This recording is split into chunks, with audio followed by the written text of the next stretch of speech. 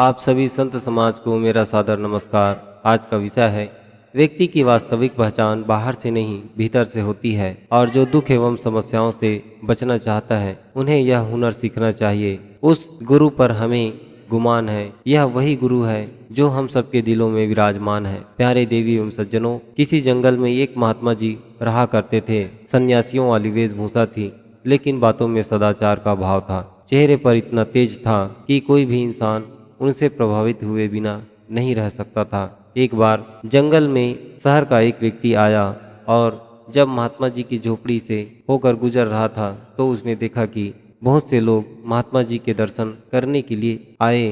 तो वह आदमी भी महात्मा जी के पास गया और बोला, महात्मा जी, आप अमीर भी नहीं हैं, आपने महंगे कपड़े भी नहीं पहने, आपको देखकर मैं बिल्कुल भी प्रभावित नहीं हुआ, फिर भी इतने सारे लोग आपके दर्शन करने क्यों आते हैं।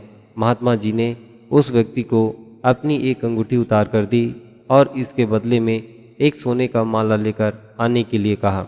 जब व्यक्ति बाजार गया और सबकी दुकानों पर जा करके उसने वह अंगूठी दिखाई और बदले में सोने की माला मांगने लगा, लेकिन सोने की माला तो क्या, उसे अंगूठी के बदले कोई पीतल का टुकड़ा देने को भी तैयार नहीं था। थक हार कर व्यक्ति वापस महात्मा जी के पास गया और बोला, महाराज जी, इस अंगूठी के तो कोई कीमत नहीं। महात्मा मुस्कुराकर बोले, अभी यह अंगूठी पीछे वाली गली में सुनार की दुकान पर लेकर जाइए। व्यक्ति यह सुनकर सुनार की दुकान पर गया तो सुनार ने एक माला नहीं बल्कि 5 माला उस अंगूठी के बदले देने को कहा। व्यक्ति बड़ा हैरान हुआ कि मामूली सी अंगूठी के बदले में कोई व्यक्ति पीतल की माला देने को भी तैयार नहीं हुआ था, लेकिन यह सुनार इस अंगूठी के बदले 5 सोने की माला देने को कह रहा है।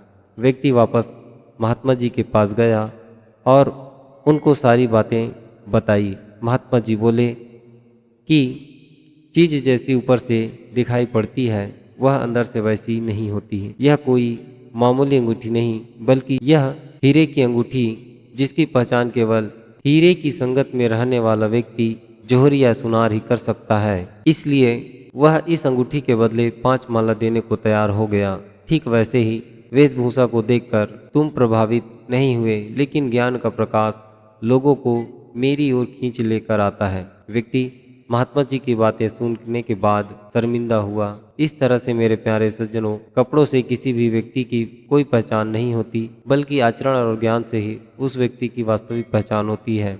आशा करता हूँ यह प्रसंग आपको बेहद पसंद आई होगी और कुछ नया सीखने को अवश्य ही मिला होगा। ऐसे ही रोचक जानकारी के लिए हमें आप सभी के सहयोग की अत्यधिक आवश्यकता है, इसलिए हमें एक लाइक, कमेंट एवं सब्सक्राइब अवश्य ही करें ताकि ऐसे ही ज्ञानवर्धक प्रसंग आप तक पहुंचती रहे। इस प्रसंग को अंत तक ध्यान से सुनने के लिए आप सभी का बहुत बहुत धन्यवाद।